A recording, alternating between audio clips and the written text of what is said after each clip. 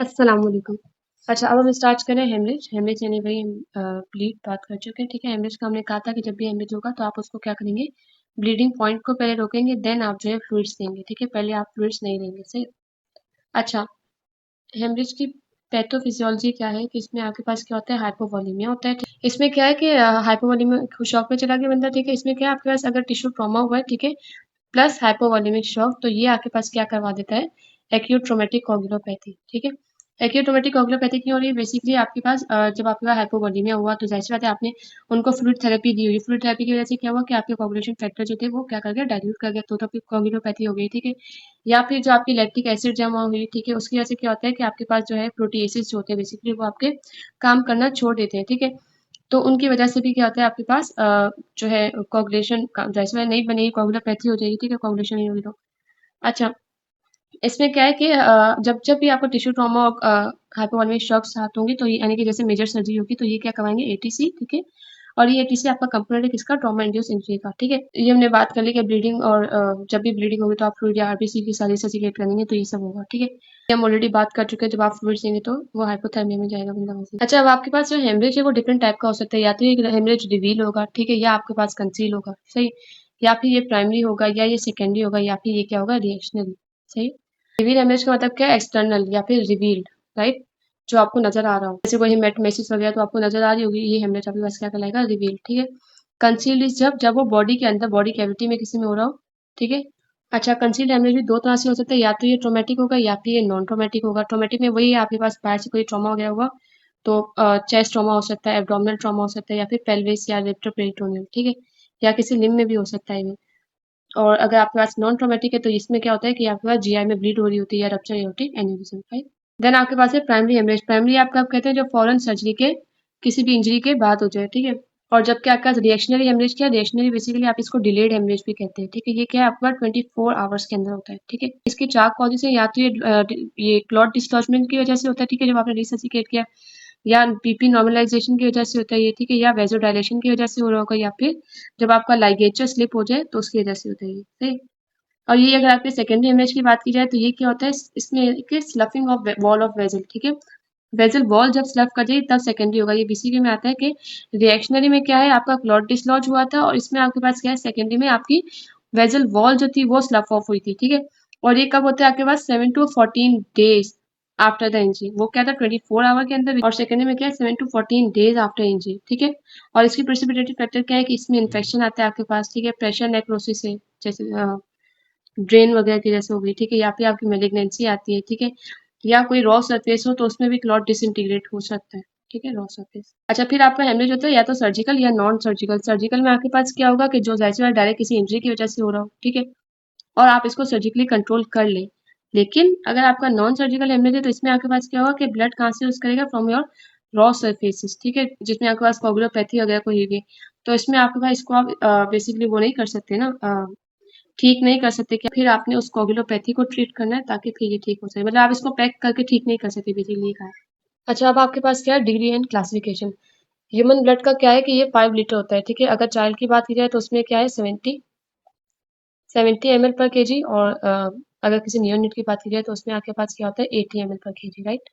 अच्छा, ब्लड को मेजर करना कि वो कितना लॉस हुआ है तो ये तो इतना ज़्यादा पॉसिबल नहीं है, ठीक है। इवन अगर आप हीमोग्लोबिन भी चेक कर लेते हैं तो उससे भी इतना ज़्यादा इंडिकेट नहीं हो रहा था, क्यों, क्योंकि अर्ली स्टेजेस में आपके पास क्या होता है, कंसंट्रेशन हीमोग्लोबिन की चेंज होती है, लेकिन फिर जो लेटर स्टेजेस आते हैं उसमें क्या होता है कि आपका फ्लूइड शिफ्ट करता है, तो उसकी वजह से आपके पास हीमोग्लोबिन या हेमेटोक्रिट आपका बेसिकली फॉल करता है। इसलिए इसको कैसे क्लासीफाई किया हुआ है हेमरेज को, आपके पास चार क्लासेस में क्लासीफाई किया हुआ है। इसमें आपके पास क्या परसेंटेज के हिसाब से कि 15% से कम, या 15 to 30%, 30 to 40%, या फिर 40% से भी ज्यादा, ठीक है। अच्छा, इसमें क्या है, स्टिल इसमें भी वेरिएशन आ सकती है कि अगर एज के हिसाब से वेरिएशन है, ठीक है, अगर कोई एथलीट वगैरह है तो वो उसमें लेवल चेंज होंगे, ठीक है। और अगर कोई मेडिकेशन पे है, ठीक है, उसमें भी चेंज हो सकते हैं। इसलिए आपने क्या करना है कि सोनली इस डिग्री के ऊपर नहीं रहना, बल्कि आपने वाइटल साइंस भी चेक करना है, आपने प्री लोड बेस डेफिसिट ये सभी चेक करना है, जो ऑलरेडी हम पढ़ के आ चुके हैं, ठीक है। अच्छा, अब हेमरेज की मैनेजमेंट। मैनेजमेंट में आपके पास क्या है कि सबसे पहले वही आपने आइडेंटिफाई करना है हेमरेज को किस तरह का है, कौन सी साइड पे है, ठीक है। फिर आपने फॉर्म उस हिसाब से रिससिकेट करना है उसको, ठीक है, लार्ज या स्मॉल बोर हम पढ़ चुके हैं, ठीक है ना। फिर आपने उसकी साइट आइडेंटिफाई करनी है और उसको रोकना है। देन आप अगर कोई साइट है तो आपने उसको रोकना है, एंड देन आपने फ्लूइड से रिससिकेट करना है उसको, ठीक है। अच्छा, हेमरेज का आपके पास क्या है कि आपने हेमरेज कंट्रोल लाजमी करना है, ठीक है ना। इसमें आपके पास क्या है कि एक बेसिकली आपका एक ट्राइएड बनता है, ठीक है। ये इसे हम क्या कहते हैं, लीथल ट्राई है।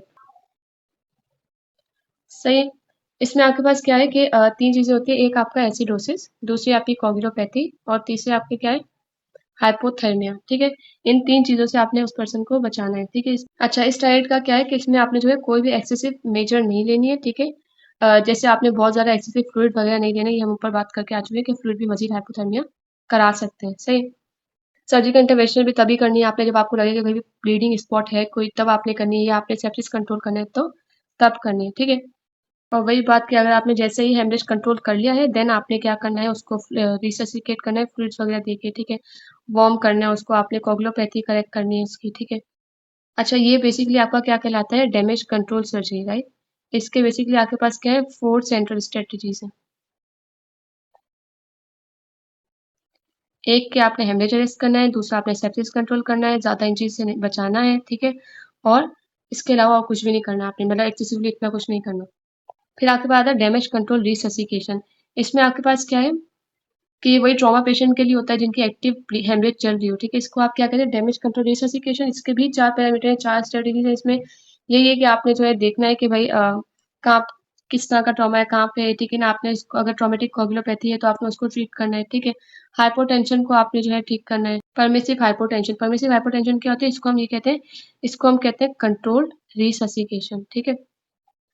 या हाइपोटेंसिव रिससिकेशन भी कहते हैं बेसिकली। इसमें आपके पास क्या है कि आपने इसमें ऑर्गन परफ्यूजन, आपका मेन गोल क्या है कि आप ऑर्गन परफ्यूजन को बैलेंस करें, ठीक है? ताकि जो दोबारा रीब्लीडिंग बेसिकली उसका चांस है वो क्या हो, कम हो, सही? अच्छा, कहाँ थे, परमिसिव हाइपोटेंशन। फिर हमने क्या करना है, क्लिस्टोलॉइड या कॉलॉइड इन्फ्यूजन जो है इसको थोड़ा लिमिट करना है, क्योंकि ये भी फिर कोगुलोपैथी करा सकते हैं डायल्यूशन, इसलिए। और फिर आपने दोबारा वही ब्लीडिंग को रोकने के लिए, हेमरेज को कंट्रोल करने के लिए क्या करना है, आपने डैमेज कंट्रोल सर्जरी, राइट? अच्छा, अब हम कब से बात करें कि ट्रांसफ्यूजन करनी है ना, ठीक है ना? फ्लूइड ट्रांसफ्यूजन करनी है या ब्लड ट्रांसफ्यूजन करनी है, ठीक है? हमारे पास क्या क्या बेसिकली चीजें हैं जो हम ट्रांसफ्यूज कर सकते हैं। जैसे जो हमारे पास फ्लूइड्स थे तो उनके बारे में तो हमने पहले ही पढ़ लिया, क्रिस्टलोइड और कोलोइड। अब हमारे पास क्या है, ब्लड और उसकी प्रोडक्ट्स, राइट? ब्लड एंड इस प्रोडक्ट में क्या है कि ब्लड आप जाहिर सी बात डोनर से लेते हैं, इसको आपने स्क्रीन किया, वो अप्रोक्स कितना आप ब्लड लेते हैं, 450 ml लेते हैं एक बंदे से, ठीक है?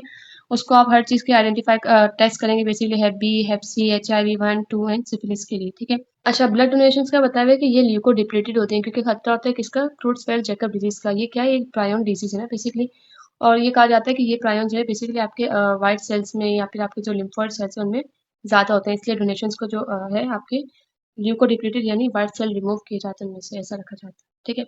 फिर आपने AB और रिसर्च डी ग्रुप के लिए बेसिकली उनको आइडेंटिफाई करना है। फिर आपके पास होल ब्लड का बताया है कि खैर आजकल इतना ज़्यादा ये होल ब्लड अवेलेबल नहीं होता, लेकिन यही है कि आपके पास होल ब्लड का फ़ायदा ये है कि इसमें आपके पास कोagulation फैक्टर भी होते हैं देन के पैक्ड रेड सेल्स, ठीक है? क्योंकि पैक्ड सेल्स में क्या होता है, सिर्फ और सिर्फ रेड सेल्स होते हैं, राइट? और उसका कहा जाता है कि अगर ये फ्रेश हो तो ये ज़्यादा एक्टिव है देन के स्टोर्ड ब्लड, ठीक है? अच्छा, फिर आते हैं पैक्ड रेड सेल। इनका यही है कि ये आपके पास टोटल होल जो सेल्स होते हैं उनमें से आपके जस्ट और जस्ट रेड ब्लड सेल को निकाला हुआ होता है, तो ये क्या कहलाता है, पैक्ड रेड सेल, ठीक है? अच्छा, फिर इन्हें क्या किया जाता है, they are spun down and concentrated.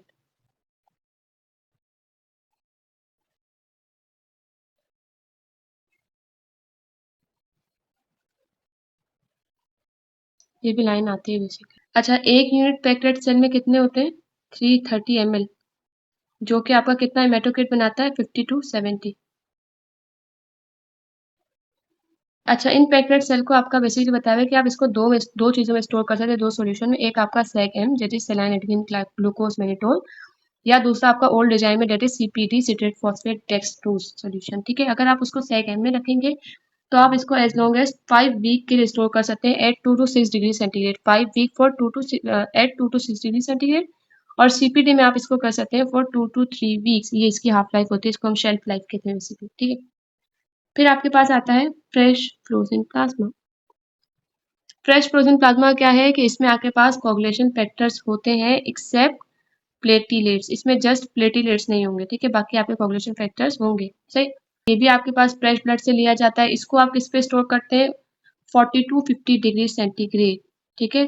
और इसकी शेल्फ लाइफ कितनी है, 2 years, ठीक है?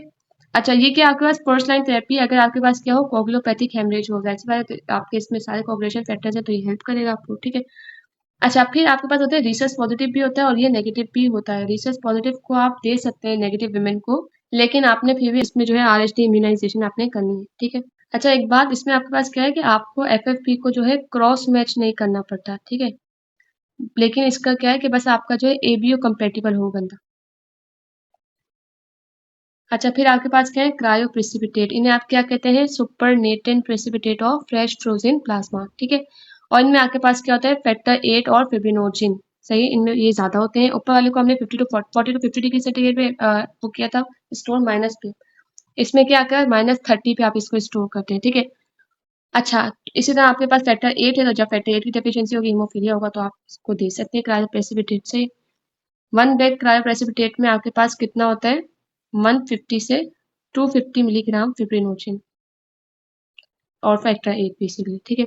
ये दोनों इसमें आपके पास एबीओ और रिसर्च कंपेटिबिलिटी इतनी ज्यादा रेलिवेंट नहीं होती। अच्छा, फिर आपके पास क्या है प्लेटिलेट्स, प्लेटिलेट्स का क्या है ये as a pooled platelet concentrate supply होते हैं, ठीक है।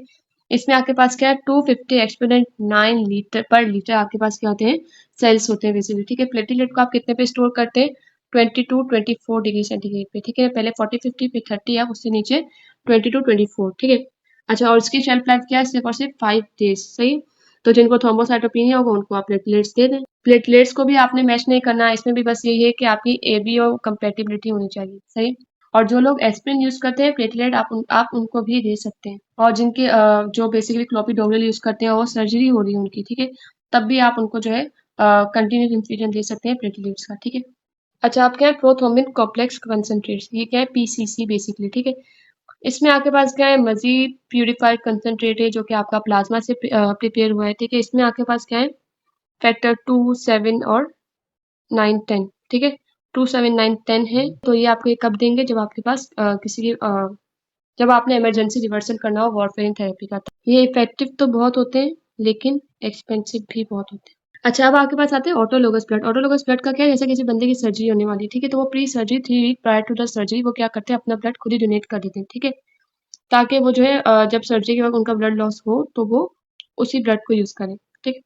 अच्छा, अब आपके पास इंडिकेशन क्या होती है ब्लड ट्रांसफ्यूजन की, एक तो ये कि जब आपके पास ब्लड लॉस क्या हो एक्यूट ब्लड लॉस हो या फिर बंदे को पेरी ऑपरेटिव एनीमिया हो, सही, या फिर क्रोनिक एनीमिया हो तब आप दे सकते हैं। अच्छा, ये डिपेंड करता है आपके हीमोग्लोबिन लेवल पे भी। ट्रांसफ्यूजन ट्रिगर्स में क्या है आपके पास कि अगर किसी का हीमोग्लोबिन लेवल लेस देन 6 है तो जाहिर सी बात है इन्हें फायदा होगा आपके ब्लड ट्रांसफ्यूजन से, ठीक है। 6 to 8 है तो उन्हें भी होगा लेकिन इसमें इतने ज्यादा नहीं होता फायदा, और मोर देन 8 पे तो बिल्कुल भी फायदा नहीं होगा, ठीक है। ये इंडिकेशन है ही नहीं कि आप इसमें आप वो करें ट्रांसफ्यूजन करें, ठीक है। और वो जो बिल्कुल हेल्दी पर्सन है, ठीक है, जिसका हीमोग्लोबिन 6 है वो ब्लीड नहीं करा, ठीक है, तो वो भी क्या है उनमें भी आप जो है वो नहीं देते ब्लड नहीं देते लाइक बेसिकली ट्रांसफ्यूज नहीं करते। अच्छा, अब आपके पास क्या है एबीओ सिस्टम। इस सिस्टम में आपके पास क्या है ए है बी है और ओ ग्रुप है बेसिकली, ठीक है ना। इसमें आपके पास क्या है 6 तरह के जीनोटाइप बनते हैं, ठीक है, और सिर्फ और सिर्फ 4 फिनोटाइप्स होते हैं, राइट। ब्लड ग्रुप ओ क्या होता है आपका यूनिवर्सल डोनर होता है, ठीक है ना। ए बी पॉजिटिव जो होते हैं वो यूनिवर्सल रेसिपिएंट होते हैं। बेसिकली अगर उसके पास एंटीजन ए है तो एंटीबॉडी बी होगी, एंटीबॉडी एंटीजन ए बी है तो एंटीबॉडी ए होगी, ओ एंटीजन है तो ए बी एंटीबॉडीज होंगी और ए बी एंटीजन है तो कोई एंटीबॉडी नहीं होगी इनमें। रिसर्च एंटीजन का क्या है कि ये स्ट्रांगली एंटीजेनिक होते हैं, ठीक है, और ये 85% पॉपुलेशन के अंदर प्रेजेंट होते हैं रिसर्च पॉजिटिव बेसिकली। अच्छा, लाजमी नहीं है कि हर पर्सन में जो है ये नेचुरली प्रेजेंट हो, ठीक है। जब आप किसी को पॉजिटिव ब्लड ट्रांसफर करते हैं, ठीक, या फिर जो RHD पॉजिटिव बेबीज होते हैं उनकी डिलीवरी हो। अच्छा, वैसे एक बात कि अगर जब ब्लड बहुत ज्यादा इमरजेंसी होती है, ठीक है, और ग्रुप जो है ओ आपने देना हो ना, ठीक है, यानी कि आपका और कोई ब्लड नहीं और आपके पास सिर्फ और सिर्फ ग्रुप ओ है, तो इसमें आपके पास क्या है कि आप ओ नेगेटिव अगर होगा तो वो आप फीमेल को देंगे और ओ पॉजिटिव होगा तो वो आप मेल्स को देंगे, ठीक है।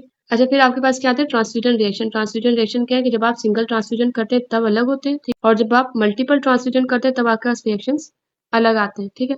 अगर आपने सिंगल ट्रांसफ्यूजन की है तो उसमें आपके पास क्या हो सकता है हिमोलिटिक ट्रांसफ्यूजन रिएक्शन आ सकते हैं, ठीक है ना, फिब्राइल ट्रांसफ्यूजन रिएक्शन आते हैं बुखार वगैरह, ठीक है, एलर्जिक रिएक्शन हो सकता है या इन्फेक्शन, ठीक है, एम्बोलिज्म थ्रोम्बोफ्लेबिटिस या फिर ALR transfusion related acute lung injury that is trolley. Trolley basically आपके पास क्या है कि जब आप किसी को ब्लड देते हैं तो ब्लड की वजह से क्या होता है कि आप ब्लड आपका बेसिक किस में गया लंग्स में गया, लंग्स की कैपिलरीज में गया, कैपिलरीज में आपके पास क्या होता है न्यूट्रोफिल क्या करते हैं वो रिएक्ट करते हैं, ठीक है। वो रिएक्ट करेंगे तो ये क्या करवाएंगे आपके एंडोथेलियल इंजरी करवा देंगे, एडिमा होने लग जाएगा, यहाँ पे इन्फिल्ट्रेट जमा हो जाएंगे, एल्विलाई आपके डैमेज होंगे, रिपीटेड रिस्पिरेटरी डिस्ट्रेस हो सकता है और पर्सन बिल्कुल ही मिनट्स के अंदर हाइपोक्सिक हो जाता है इसमें। सही, ये बेसिकली आपका क्या है, ट्राली है। और अगर आपने मैसिव ट्रांसफ्यूजन की है तो उसकी वजह से कॉम्प्लिकेशन क्या आ सकती है, ये आपकी बीसीजी में भी आती है। ठीक है, ये क्या है, कोगुलोपैथी, हाइपोकैल्सीमिया, कैल्शियम कम हो रहा है। ठीक है, सब कम होगा। कोगुलोपैथी क्यों हो रही, समझो आपकी डायरेक्शन नहीं हो रही, वो फैक्टर्स भी कम हो तो उसकी वजह से हाइपोथर्मिया हो रहा है। ठीक है, लेकिन पोटेशियम का क्या है कि वो कम भी हो सकता है और वो बढ़ भी सकता है। जो सर एक चीज है जस्ट जो कि बढ़ेगी वो क्या है, पोटेशियम। अच्छा, फिर ये तो पता ही है कि जो जिनको आप रिपीटेड ट्रांसफ्यूजन करते हैं उनमें क्या होता है, आपके पास आयरन जमा होने लग जाता है। ठीक है, एक यूनिट में आपके पास बेसिकली 250 एलिमेंटल आयरन आपका डिपॉजिट हो जाता है। सही। अब है कोगुलोपैथी। कोगुलोपैथी का क्या है कि अगर कोई ब्लीडिंग नहीं हो रही तो आपको जरूरी नहीं है कि आप उसको ट्रीट करें, लेकिन हाँ अगर कोई ब्लीडिंग है तब आपने उसको ट्रीट करना है। ठीक है, जैसे आपने डायल्यूशनल कोगुलोपैथी से बचाना है। सही है? मतलब जब आप बहुत ज़्यादा एक्सेसिव ससिकेट कर रहे होते हैं पर्सन को फ्लूइड से तो वो नहीं करना। ठीक है, तो इस डायल्यूशनल कोगुलोपैथी होने से बचाने के लिए इसमें हम क्या करते हैं, बैलेंस ट्रांसफ्यूजन करते हैं बेसिकली। ठीक है, इसमें आप क्या करते हैं, ईच रेड सेल यूनिट पर आप फ्रेश फ्रोजन प्लाज्मा भी बन देते हैं और प्लेटलेट्स भी आपके क्या होते हैं, सिंगल, तो 1:1 का रेशियो जाता है।